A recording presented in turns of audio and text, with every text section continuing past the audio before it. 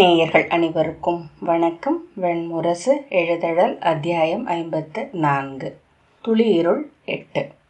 தொலைவிலேயே மதுராபுரியின் துறைமுகப்பு பந்தங்களின் செவ்வொளியில் காட்டெரியென தெரிவதை யௌதேயன் பார்த்தான். பீதர் நாட்டின் பளிங்கு குமிழ் விளக்கொளியில் படித்து கொண்டிருந்த பூர்ஜ மரப்பட்டைகளாலான ஏட்டை சீராக அடுக்கி பட்டு நூலால் கட்டி பேழைக்குள் வைத்த பின் அருகே மூங்கில் அழியில் தொங்கிய மேலாடையை எடுத்து அதன் மடிப்புகளை நீவி சீராக தோளில் இட்டபடி படகின் முகப்பிற்கு வந்தான். அவன் குழல் கற்றைகள் காற்றில் எழுந்து பறந்தன. இடையில் இருந்த பட்டு நூலை எடுத்து குழல் கற்றைகளை கட்டி முடிச்சிட்டு கொண்டான். படகு முகப்பில் இருந்த பீதர் நாட்டு தூக்கு விளக்கு உலைந்தாடி தூண்களின் நிழல்களையும் வடங்களின் நிழல்களையும் நாகங்களென பின்னி நடனமிடச் செய்தது. அவன் படகிற்கு பின்னால் வந்து கொண்டிருந்த கலிங்க நாட்டு பொதிப்படகின் விளக்கொளியை காற்றில் எழுந்து புடைத்திருந்த பாயை பெருந்தழல் என வானில் நெளிந்தாடச் செய்தது. படகோட்டி, மதுராபுரி அணுகுகிறது இளவரசே என்றான். படகரை சுவரில் சாய்ந்து கை கட்டி நின்றபடி யௌதேயன் துறைமேடை விரைவழிந்த பெருங்கலம் என தன்னை நோக்கி வருவதை பார்த்து கொண்டிருந்தான். மதுராபுரியின் முகப்பில் இருந்த 64 கல் தூண்களின் மேல் மீன் எண்ணெய் விளக்குகள் தழல் சிதறி இருளுக்குள் எழத்துடிக்க செந்நிழல் பரப்பி நின்றிருந்தன. செவ்வொளியில் படிக்கட்டுகளும் துலாமேடைகளும் அவற்றை இழுக்கும் எருதுகளும் யானைகளும் பாய் சுருக்கி அணைந்த படகுகளின் தேன்மெழுகு பூசப்பட்ட கூரை வளைவுகளும் அனல் பூசிக்கொண்டு மின்னின. யமுனையின் அலைப்பரப்புகளின் மேல் நெடுந்தொலைவு வரை நெளியும் செந்நிறச் சட்டங்கள் போல பந்தங்களின் ஒளி விழுந்து நீண்டு கிடந்தது. காலை பணிக்குள் பொதியேற்றும் விலங்குகளை ஊட்டுபவர்களும் துலா பிடிப்பவர்களும் ஆயக்கணக்கர்களும் காவலர்களும் எழுப்பிய ஓசைகள் உரக்க கேட்டன. அவற்றுக்கு நிகராக படகுகளில் இருந்த நீரோடிகள் உரக்க கூச்சலிட்டனர். காற்று சுழன்றடிக்கும் நீர்வெளிகள் மேல் வாழ்பவர்கள் ஆதலால் அத்தனை சொற்களையும் அவர்களால் வெடித்தெழும் கூச்சலாகவே வெளிப்படுத்த முடிந்தது. அவர்களின் ஆடைகள் செவ்வொளிப்பட்டு தழல் என காற்றில் துடித்தன. திரும்புகையில் படைக்கலங்களும் உலோகப் பொருட்களும் அனல் மின்னி அணைந்தன. ஆடும் படகுகளில் தொங்கிய சங்கிலிகளும் பல வகையான கலங்களும் மத எருதின் கழுத்து மணிகள் என குலுங்கின.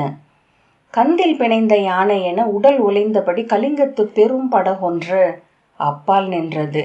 அதன் சாளரங்கள் செந்நிற விளக்கொளிகள் விரிய நிறையாக தெரிந்தன. அதன் கொடிமர உச்சியில் சிம்ம கொடி காற்றில் படபடத்தது. துறைமேடையில் 3 பெரும் துலாக்கள் சீராக சுழன்றிறங்கி கலிங்க படகில் இருந்து பொதிகளை தூக்கி இறை கவ்விய பருந்துகள் என காற்றில் வளைந்து அப்பால் இறக்கி வைத்தன. துறைமேடையிலிருந்து வளைந்தேறி சென்ற கல்பாவப்பட்ட சாலைகளில் பொதிவண்டிகளை இழுத்த மாடுகள் உச்ச விசையில் உடல் இறுகி தசைகள் அசைய சகடங்கள் உரசி முனக சவுக்கோசைகளும் வசையொலிகளும் ஆணைகளுமாக ஏறி சென்றன.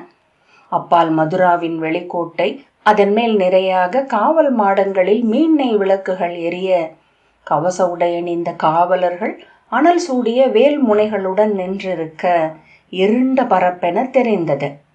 வானில் விடிவெள்ளி எழுந்திருந்ததை யௌதேயன் பார்த்தான்.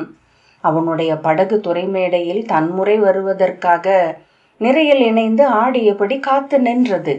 2 படகோட்டிகளும் துடுப்புகளை விட்டு எழுந்து வந்து அணைக்கயிறுகளை வளையங்களில் இருந்து அவிழ்த்து பாய்களை சுருக்கினர். புடைத்து பறந்து நின்றிருந்த பெருந்தழல்கள் நெய் குறைந்தவை போல சுருங்கி பின் இறங்கி சுருண்டன. அமரத்தில் இருந்தவன் பெருந்துடுப்பை நீரில் ஆழ இறக்கி சுக்கானை இரும்பு கொக்கிகளில் மாட்டினான். தெய்வங்களே என எழுந்து நின்று கைகளை தூக்கி உடலை வளைத்து சோம்பல் முறித்தான். அவன் இரும்பு நங்கூரத்தை அதன் வளையத்திலிருந்து அவிழ்த்து மரப்பட்டை சரிவினூடாக தள்ளி கொண்டு வந்து நீருக்குள் விட்டான். திமிங்கலம் போல வழுக்கி மெல்ல அது நீரில் இறங்கி ஓசையின்றி மூழ்க வளையங்களாக சுருட்டி வைக்கப்பட்டிருந்த அதன் வடம் உயிர் கொண்ட பாம்பென சுருளவிழ்ந்து ஓடி கீழிறங்கி சென்று நின்று பின் இறுகி விம்மி அசைந்தது. படகு ஊசலாட்டத்தை இழந்து சிற்றலைகள் மேல் மெல்ல ததும்பியது. யௌதேயன் அறைக்குள் சென்று அங்கே மஞ்சத்தில் மல்லாந்து படுத்து துயின்று கொண்டிருந்த சர்வதனை தோளில் தட்டி இளையோனே இளையோனே என்றழைத்தான். சற்று பொறுத்து உண்கிறேன், இப்போது பசி இல்லை என்று அவன் சொன்னான். மேலும் உலுக்கி எழுக மந்தா, மதுரா வந்து விட்டது என்றான் யௌதேயன். சர்வதன் விழித்து கொண்டு வாயை துடைத்து, ஏன் என்றான். சினத்தை அடக்கி, ஏனென்றால் நம் படகு இங்கு வந்துவிட்டது என்றான். நமது படகா என்றான். யௌதேயன் அவன் கன்னத்தில் அறைந்து, எழுக மூடா என்றான். அதன் பின்னரே சித்தம் தெளிந்து சர்வதன் எழுந்து அமர்ந்தான். கைகளை அவன் தூக்கிய போது பெருந்தோள்களில் தசைகள் புடைத்தெழுந்தன. இரு கைகளையும் பின்னால் கொண்டு சென்று சுழற்றி தலைக்கு மேல் நீட்டி சோம்பல் முறித்து கோட்டு வாயிட்டபடி, விரைந்து வந்துவிட்டோம் என்றான். விரைந்து வரவில்லை, எதிர்பெருக்கிருந்தமையால் 3 நாழிகை பிந்தி வந்துள்ளோம் என்றான் யௌதேயன். இடிவெள்ளி எழுந்துவிட்டதா என்றபடி சர்வதன் எழுந்து தலையை சுழற்றி எலும்புகள் சொடுக்கோசை எழுப்ப தன் உடலை சீர்படுத்தியபடி வெளியே சென்றான். படகு முற்றத்தில் ஆடையும் குழலும் பறக்க நின்று கைகளை மீண்டும் தூக்கி விரல்களை விரித்து சொடுக்கோசைகள் எழுப்பியபடி, சிறிய நகரம் என்றான். யௌதேயன், இந்திரபிரஸ்தத்தை பார்த்த பின் என் நகரும் சிறிதே, மதுரா தொல்புகழ் கொண்டது என்றான். சர்வதன், ஆம், நெய் வணிகர்களின் நகரம் என்றான். இல்லை, யாதவர்களின் நகர் என்று எரிச்சலுடன் யௌதேயன் சொன்னான். முன்னால் நின்றிருந்த 4 படகுகளும் பொதித்துறைகளுக்கு சென்று நிற்க அவர்களின் படகு பயணிகளுக்கான துறையை சென்றடைந்தது. அமரமேடையில் ஏறிய படகோட்டி தன் முழங்கையளவு தடிமனான கயிற்றை தூக்கி 3 முறை ஆயம் கூட்டிச் சுழற்றி கரை நோக்கி வீசினான். அங்கு நின்றிருந்த கரையன் அதை பற்றி இழுத்து தரையில் ஆழ அறையப்பட்டிருந்த தடித்த மரக்குற்றிகளில் சுற்றி கட்டினான். பின்பக்கம் இன்னொரு வடத்தை படகோட்டி வீச பிரிதொருவன் அதை பற்றி அங்குள்ள தரையில் கட்டிய போது நீர் நிறைந்த களம் என படகு அமைதி கொண்டது. சகடங்கள் அமைந்த நடைபாலத்தை இருவர் தள்ளி கொண்டு வந்து அவர்களின் படகின் விளிம்பை முட்டினர். படகோட்டி அதை பற்றி அதன் விளிம்புகளை பொருத்தி இறுக்கி கட்டினான்.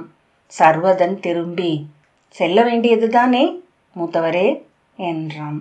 ஆம் என்ற பின் யௌதேயன் படகோட்டியிடம், எங்கள் பெட்டிகளை எடுத்து வரும்படி அவர்களிடம் சொல்லுங்கள், நாங்கள் அரண்மனைக்கு செல்கிறோம் என்றான்.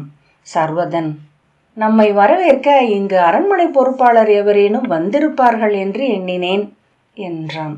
யௌதேயன், நாம் இங்கு அரச முறையாக வரவில்லை என்றான். ஆயினும் நாம் அரச குடிகள் என்று சர்வதன் சொன்னான்.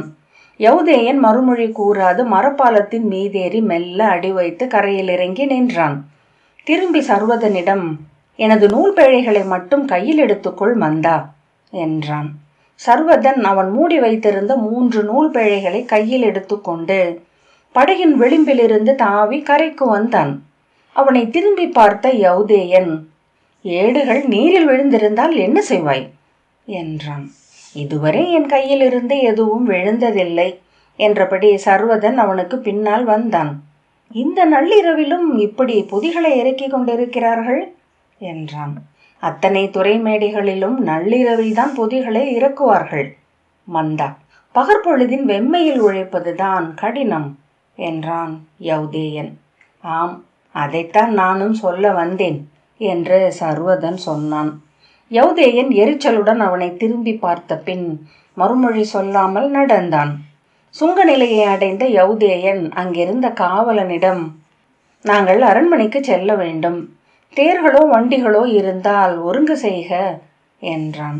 காவலன், தாங்கள் என்று சொல்லி இருவரையும் மாறி மாறி பார்த்த பின் சர்வதனை அடையாளம் கண்டு கொண்டு, இளைய பாண்டவர் பீமசேனரின் மைந்தர் அல்லவா என்றான். ஆம், இவர் முதற் பாண்டவர் யுதிஷ்டரின் மைந்தர் என்றான் சர்வதன். தங்கள் உடலே தெரிவிக்கிறது என்று காவலன் சொன்னான். சற்று பொறுங்கள், இதோ வருகிறேன் என்று தீர்வை அலுவலகத்துக்குள் சென்று அங்கிருந்த சுங்க நாயகத்துடன் வந்தான். முதியவராகிய சுங்க நாயகம் சர்வதனின் அருகே வந்து வணங்கி, உபபாண்டவர்களை மதுராபுரிக்கு வரவேற்கிறேன். தாங்கள் வரும் செய்தி எதுவும் இங்கு அறிவிக்கப்படவில்லை. ஆகவே அரண்மனை தேர் எதுவும் இங்கில்லை. என்னுடைய சிறிய ஒற்றை புறவி தேர் உள்ளது. அதில் ஒருவர் மட்டுமே செல்ல இயலும். பிறிதொருவர் புறவியில் செல்வீர் என்றால் அதை ஒருங்கு செய்கிறேன் என்றார். சர்வதன், எடை தாங்கும் ஒரு புறவி இருந்தால் போதும், நான் அதில் சென்று விடுவேன். மூத்தவருக்கு அந்த தேர் உகந்ததென்றால் பழுதில்லை என்றான். புதிய தேர்தான். அத்துடன் இங்கிருந்து அரண்மனை நெடுந்தொலைவிலும் இல்லை. 7 தெருக்களுக்கு அப்பால் உள்ளது மையக்கோட்டை. இரவாதலால் அரை நாழிகைக்குள் சென்று சேர்ந்துவிட முடியும் என்று சுங்கநாயகம் சொன்னார். நன்று, தேர் வருக என்றான் யௌதேயன். புறவியும் தேரும் வந்து நின்றன. ஏட்டுப்பேழைகளை தேருக்குள் வைத்த பின் அருகில் இருந்த மரப்பெட்டி ஒன்றை ஒரு கையால் தூக்கி படியாக வைத்து, ஏறிக்கொள்ளுங்கள் மூத்தவரே என்றான் சர்வதன். யௌதேயன் பெட்டியின் மேலேறி தேரில் ஏறிக்கொண்டான். பாகன் ஏறி கொண்டதும் தேர் கிளம்பியது. சர்வதன் சுங்கநாயகத்திடம், அரண்மனையில் இவ்வேளையில் அடுமனையில் உணவு சித்தமாக இருக்கும் அல்லவா என்றான். அவர், மதுராபுரியின் அரண்மனையில் அடுமனை விளக்கும் அடுப்பும் அணைவதே இல்லை. தாங்கள் நிறைவுறும் வரை உண்ணலாம் என்றார் புன்னகையுடன். அதையும் பார்ப்போம். நான் உண்ட பின் அடுமனைகளில் பெரும்பாலும் உடனே மீண்டும் அடுப்பு மூட்டுவது வழக்கம் என்றபடி சர்வதன் புறவியை செலுத்தினான். துறைமேடையிலிருந்து கிளம்பிய புதி வண்டிகள் கோட்டையை இருபுறமும் சுற்றி கொண்டு பின்னால் அமைந்த பண்டகசாலை நோக்கி சென்றன. பயண வண்டிகள் மட்டுமே கோட்டைக்குள் சென்றன. அவை மிகச் சிலவே. அவற்றில் இருந்த வணிகர்களும் துயிலில் அசைந்தனர். கோட்டை காவல் தலைவர் அவர்களின் தேரை நிறுத்தி உள்ளே பார்த்தார். யௌதேயன் தன் கணையாழியை காட்டியதும் தலைவணங்கி உள்ளே செல்லும்படி கை காட்டினார்.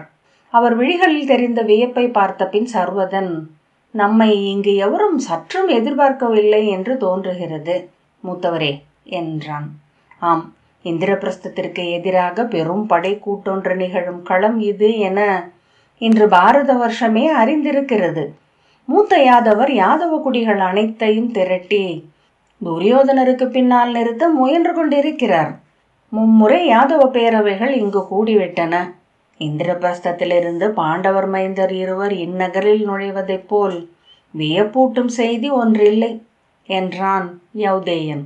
சர்வதன், நாளை இந்நகர் முழுக்க இதுவே பேச்சாக இருக்கும் என்றான்.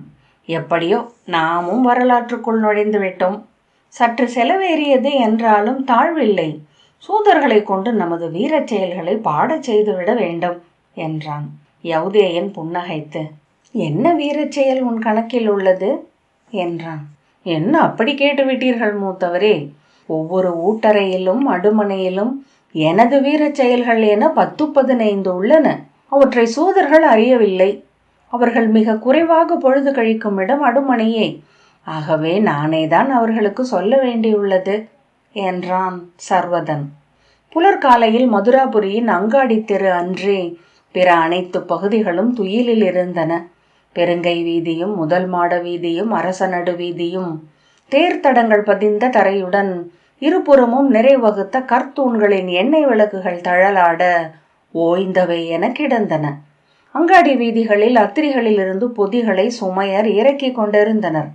அவிழ்த்து விடப்பட்ட கழுதைகள் ஒரு கால் தூக்கி தலை தாழ்த்தி நின்று துயில் கொண்டன. மணிவண்ணன் கோட்டத்தில் புலரி மணியோசை எழுந்தது. தொடர்ந்து கொற்றவை ஆலயத்திலும் வேல்மயிலோன் ஆலயத்திலும் செம்பொன்மேனியன் ஆலயத்திலும் மணியோசைகள் எழுந்தன. நகரம் நீர்த்துளிக்கிளை உலுக்கப்பட்டு சொட்டுவது போல மணியோசைகளால் நிறைந்தது. மரங்களிலிருந்து பறவைகள் சிறகு கொண்டு எழுந்தன. சங்கொலி ஓம் என வானை அழைத்து அமைந்தது.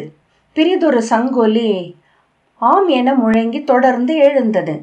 யௌதேயன் கை கூப்பி கண் மூடி வணங்கினான். நற்பொழுது, நாம் எண்ணி வந்தது நிகழ வேண்டும் என்றான். தேரின் விளிம்பை பற்றியபடி வந்த சர்வதன் நகைத்து, நாம் அங்கிருந்து எண்ணி வந்ததில் பெரும் பகுதி இங்கு நிகழும் அரசியல் சூழ்ச்சிகளை பற்றித்தான். அவை முறைப்படி நிகழும் என்பதில் ஐயமில்லை. அதற்கு நமது தெய்வங்களின் உதவி அவர்களுக்கு தேவையும் இல்லை என்றான். உளராதே, நாம் தந்தையரின் ஆணை பெற்று வந்துள்ளோம் என்று யௌதேயன் சொன்னான். அதற்கு நம்மை ஏன் அனுப்பினார்கள் என்பதுதான் அங்கிருந்தே என்னை தொடரும் வினா என்றான் சர்வதன். நம்முடையது முறையான அழைப்பு மட்டுமே. நாம் அழைக்கவில்லை என்றொரு சொல் எழக்கூடாது. நம்முடையது முறையான அழைப்பு மட்டுமே. நாம் அழைக்கவில்லை என்றொரு சொல் எழக்கூடாது. போர்முகம் திரள்வதற்குள் அத்தனை அரசர்களையும் முறையாக துணைக்கழைப்பதென்பது ஒரு மரபு. செய்வனவற்றை முறையாகவே செய்யலாம் என்று தான் நம் இருவரையும் தந்தை தேர்வு செய்துள்ளார். வசுதேவருடன் பேசுவதற்கு நான், பலராமருடன் பேசுவதற்கு நீ. நான் சொல்லாலும் நீ தசையாலும் அவரிடம் உரையாட வேண்டும் என்று எதிர்பார்க்கிறார் தந்தை என்றான் யௌதேயன். மதுராவின் தெருக்கள் இடுங்கியவையாகவும் இருபுறமும் வந்த மாளிகைகள் 2 அடுக்குக்கு மிகாதவையாகவும் இருந்தன. தொன்மையான மரக்கட்டடங்கள் இவை. இவற்றில் பெரும் பகுதி முன்பு இளைய யாதவராலும் பின்னர் ஏகலவ்யனாலும் எரியூட்டப்பட்டது. முன்பிருந்த அதே வடிவில் புதிய மரத்தால் மீண்டும் செய்து கொண்டார்கள் என்று யௌதேயன் சொன்னான். ஏனெனில் இவற்றின் அடித்தளங்கள் மண்ணாலானவை. எஞ்சிய அடித்தளங்களின் மேல் கட்டும்போது முந்தைய வடிவிலேயே கட்டுவதுதான் இயல்வது. ஏன் புதிய வடிவிலேயே கட்டலாமே, அடித்தளத்தை இடித்துவிட்டு அமைப்பதற்கென்ன என்று சர்வதன் கேட்டான். அடித்தளங்களை இடிப்பது அவ்வளவு எளிதல்ல. ஏனென்றால் வீதிகள் அவற்றின் அடிப்படையில் அமைந்தவை என்றான் யௌதேயன். ஆம், ஆனால் அடித்தளங்களை இடிக்காமல் எதுவும் மாறுவதில்லை என்று சர்வதன் சொன்னான். விதிகளை மாற்றாமல் நகரம் மாறுவதில்லை. மாறா நகர் அம்மக்களை மாறாமல் வைத்திருக்கிறது. அவர்களின் தேர் சென்று அரண்மனை உட்கோட்டை வாயிலில் நின்றது. பெரிய தலைப்பாகை அணிந்திருந்த பெருந்தோழரான காவலர் தலைவர் இறங்கி வந்து புரியாத விழிகளுடன் தேரை பார்த்த பின் அணுகி, சுங்கநாயகத்தின் தேர் அல்லவா? சர்வதன், ஆம், நாங்கள் இந்திரபிரஸ்தத்திலிருந்து வருகிறோம், பாண்டவரின் மைந்தர்கள் என்று தன் கணையாழியை காட்டினான். அவர் முகம் மலர்ந்து, உண்மையில் நீங்கள் தொலைவில் வருகையில் இளைய பாண்டவர் பீமசேனர் வருவது போல் உணர்ந்தேன். நான் அவரை 7 முறை பார்த்திருக்கிறேன். ஒரு முறை அவருடன் தோள் கோத்து களம் நின்றிருக்கிறேன். ஆம், அவருடன் தோள் கோக்கும் தரம் உடையவை உங்கள் புயங்கள் என்ற பின், தந்தையே, தங்கள் பெயர் என்ன என்றான் சர்வதன். சவிதன், யாதவ போஜர் குடியினன். நான் இளைய பாண்டவர் பீமசேனரின் அதே அகவை கொண்டவன் என்றார். நாளை களத்திற்கு வாருங்கள். அவர் மைந்தனுடன் ஒரு முறை தோள் சேர்த்தோம் எனும் பெருமை உங்களுக்கு அமையட்டும் என்று சர்வதன் சொன்னான். உறுதியாக வருகிறேன் என்று அவர் மலர்ந்த முகத்துடன் சொன்னார்.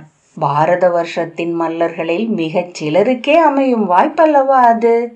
திரும்பி இளைய காவலன் ஒருவனிடம், இளவரசர்களை அரண்மனைக்கு அழைத்துச் செல், அவர்களின் தங்குமிடத்திற்கும் இளைப்பாறலுக்கும் அவர் ஏற்பாடு செய்வார் என்றார்.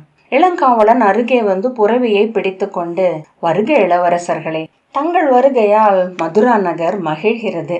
என் வாழ்வில் எஞ்சிய நாள் முழுக்க சொல்லி மகிழும் ஒரு தருணமும் வாய்த்தது என்றான். சர்வதன் இறங்கி அணுகி வந்த புறவி காவலனிடம் புறவியை ஒப்படைத்தான். யௌதேயன் தேரிலிருந்து இறங்கி, மந்தா, என் சுவடி பேழைகளை எடுத்துக்கொள் என்றான். சர்வதன் அப்பெட்டிகளை கையில் எடுத்துக்கொண்டு, செல்வோம் என்றான். இளைய காவலன், என் பெயர் மூர்த்தன். நானும் ஒரு முறை தங்கள் தந்தையை பார்த்திருக்கிறேன்.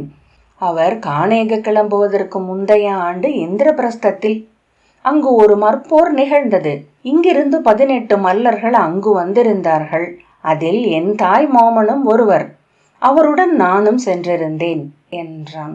எந்தையுடன் போர் புரிந்தாரா உமது மாமன் என்றான் சர்வதன். அதை போர் என்று சொல்ல முடியாது. தசை பெருக்கிய வண்ணம் சென்று நின்றார். மறுகணமே அவரை தூக்கி நிலத்தில் அறைந்தார் இளைய பாண்டவர். என்ன ஆயிற்றென்று கூட பார்க்காமல் பிரிதொரு மல்லரை நோக்கி திரும்பிவிட்டார். 4 ஏவலர்கள் என் தாய் மாமனை காலை பற்றி இழுத்து களத்திற்கு வெளியே கொண்டு வந்தனர். அவருடைய வலத்தோளில் தசை கிழிந்து விழாவில் குருதி கொட்டியது. புண் ஆறுவதற்கு நெடு நாட்களாயிற்று என்றான் மூர்த்தன். சர்வதன் சிரித்தான். மூர்த்தன், இப்போதும் இருக்கிறார். வடக்கு கோட்டை காவல் பொறுப்பில். மேலாடையை அவர் இடத்தோளிலேயே போடுவது வழக்கம். வலத்தோளின் பெரிய வடு இளைய பாண்டவருடன் அவர் போர் புரிந்து ஈட்டியது என்பதை எவரிடமும் கூறாமல் இருக்க மாட்டார். 16 ஆண்டுகளுக்கு பின் இப்போது அவரது குலத்தின் பெருமையாகவே அது அமைந்துள்ளது என்றான். அவரை நான் பார்க்க விரும்புகிறேன் என்று சர்வதன் சொன்னான். போர் புரிந்து அவர் மேலாடை அணியாமல் ஆக்க வேண்டும். மதுராவின் அரண்மனை உயரமற்றதாக 2 கைகளையும் நீட்டிய நண்டு வடிவில் அமைந்திருந்தது. அதன் முற்றத்தில் ஒழுங்கற்ற பல்லக்குகளும் புறவிகள் அவிழ்த்திடப்பட்ட தேர்களும் அத்திரிகளும் மஞ்சள்களும் முட்டி நிறைந்திருந்தன. அதனூடாக அவர்களை அழைத்துச் சென்ற இளங்காவலன், அரண்மனையின் அனைத்து அறைகளிலும் யாதவ குலத்தலைவர்கள் நிரம்பி இருக்கிறார்கள். முப்பொழுதும் அங்கு உணவும் குடியும் நடக்கிறது. நாற்களமாடுவது எவருக்கும் தெரியவில்லை. தாயம்தான் ஆட்டம். எஞ்சிய பொழுதுகளில் கூடி நின்று பேசிக் கொண்டிருக்கிறார்கள். விரைவில் பேச்சை முடித்து அவர்களை விருந்துக்கு அனுப்பாவிடில் இங்கேயே மீண்டும் ஒரு குல உட்பூசல் தொடங்கிவிடும்.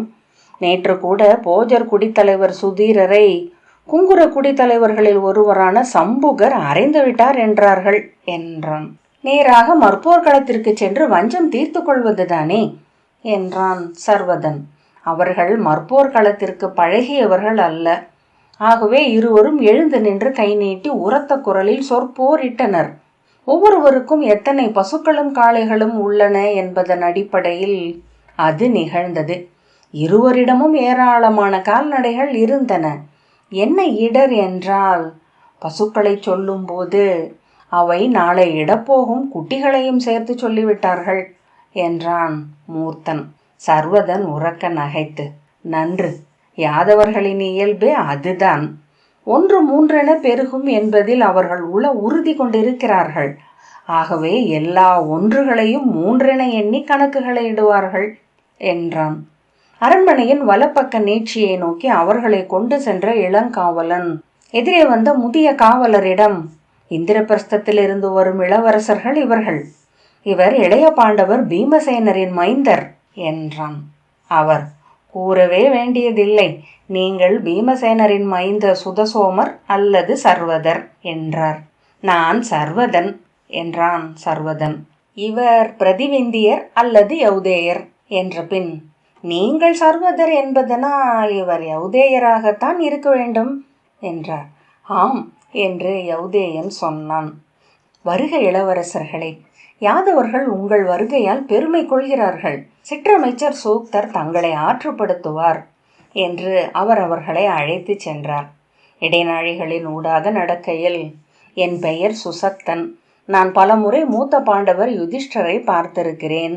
ஒரு முறை அவருக்கு காவல் இருக்கையில் என்னிடம் யாதவ பிரகாசிகை என்ற நூலின் ஒரு பகுதியை பற்றிய ஐயத்தை கேட்டார். அக்கணமே நான் மறுமொழி சொன்னதும் எழுந்து வந்து என் தோளை தட்டி, யாதவபுரியில் ஒவ்வொருவரும் நூல் கற்றிருக்கிறீர்கள். இது அறிவு முளைக்கும் நிலம் என அறிந்தேன் என்றார். யாதவ பிரகாசிகையை பற்றி இந்திரபிரஸ்தத்தில் அறிஞர்களுக்கு கூட தெரியாது என்று மகிழ்ந்தார் என்றார். நான் யாதவன் என்பதனால் அதை தெரிந்து வைத்திருக்கிறேன் என்று எண்ணிக்கொண்டேன் என்ற பின் சுசக்தர் புன்னகைத்து, அதைவிட இன்னும் ஒன்று உண்டு. அந்நூலை எழுதிய பர்வதர் எங்கள் ஊரைச் சேர்ந்தவர். இளவயதில் அவர் இல்லத்தில்தான் நாங்கள் சென்று விளையாடுவோம். அவர் அந்நூலை ஏற்றி கொண்டிருக்கையில் பல முறை ஏடுகளை நான் அடுக்கி வைத்ததும் உண்டு. அதை நான் மூத்த பாண்டவரிடம் சொல்லவில்லை. மதுராவை பற்றி அப்படி ஒரு நல்லெண்ணம் தவறுதலாகவேனும் ஒருவருக்கு உருவாகும் என்றால் நாம் ஏன் அதை தடுக்க வேண்டும் என்றார். எவரிலும் நன்மையை மட்டுமே பார்க்கும் விழி கொண்டவர் எந்தை என்றான் யௌதேயன். சிற்றமைச்சரின் அரைவாயிலை அடைந்த சுசக்தர், நான் அறிவிக்கிறேன் தங்களை என்ற பின் உள்ளே சென்றார். பின் வெளியே வந்து, தங்களை அழைக்கிறார் அமைச்சர் என்றார். யௌதேயன் இளையவனை நோக்கிவிட்டு உள்ளே சென்றான். ஒரு கணம் தயங்கி பின் சர்வதனும் தொடர்ந்தான். சிற்றமைச்சர் சூக்தர் தன் பீடத்தில் அமர்ந்தவாறே, வருக இளவரசர்களே என்றார். முகமன் என ஏதும் சொல்லவில்லை. யௌதேயன், நாங்கள் மதுராபுரியின் அரசரையும் மூத்த யாதவரையும் சந்திக்கும் பொருட்டு வந்துள்ளோம் என்றான். அவர் அவர்களின் விழிகளை சந்திக்கவில்லை. பீடத்தின் மேலிருந்த ஏடுகளை எடுத்து அடுக்கியபடி, தங்கள் வருகை முறைப்படி இங்கு அறிவிக்கப்படவில்லை. ஆகவே அவர்கள் தங்களை சந்திக்க சித்தமாக இருக்கிறார்களா என்பதை இப்போது சொல்ல முடியாது. தங்களுக்கு நான் தங்குமிடமும் நீராட்டும் உணவும் ஒருக்குகிறேன். புலர்ந்த பின்னர் அரசருக்கும் மூத்த யாதவருக்கும் முறைப்படி செய்திகளை தெரிவிக்கிறேன். அவர்கள் விழைவார்கள் என்றால் நீங்கள் சந்திக்கலாம் என்றார். ஆம், அதுவே முறை. அது போதும், அது போதும் என்றான் யௌதேயன். அவர் அடுக்கிய சுவடுகளை மீண்டும் அடுக்கியபடி மேலே விழி தூக்காமல், முறைப்படி அறிவிக்கப்பட்டு அரச பணி என தாங்கள் இங்கு வரவில்லை. ஆகவே இங்கு வரும் அயலவருக்கான சிற்றறைகளையே நான் அளிக்க முடியும். அரச குலத்தோருக்கான அறைகள் அனைத்துமே இப்போது பிறரால் எடுத்துக்கொள்ளப்பட்டிருக்கின்றன. தாங்கள் அறிந்திருப்பீர்கள்.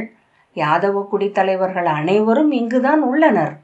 அறிவேன் என்று யௌதேயன் சொன்னான். வருக, தங்கள் அறைகளை காட்டுகிறேன் என்று சிற்றமைச்சர் எழுந்து கொண்டார். யௌதேயன் சர்வதனின் கையை அவர் அறியாமல் பற்றி சற்று அழுத்தி அவனை அடக்கிவிட்டு அவரை தொடர்ந்தான். சர்வதன் தன் பெரிய உடலை அசைத்து உடன் சென்றான். அவன் காலடிகள் மரத்தரையில் எடையுடன் விழுந்தன. அந்த ஓசை கேட்டு திரும்பி நோக்கிய அமைச்சர் அறியாமல் அவன் விழிகளை ஏறிட்டு நோக்கிவிட்டு திடுக்கிட்டு விலகி கொண்டார். எழுதழல் 54வது அத்தியாயம் இத்துடன் நிறைவு பெற்றது. நன்றி.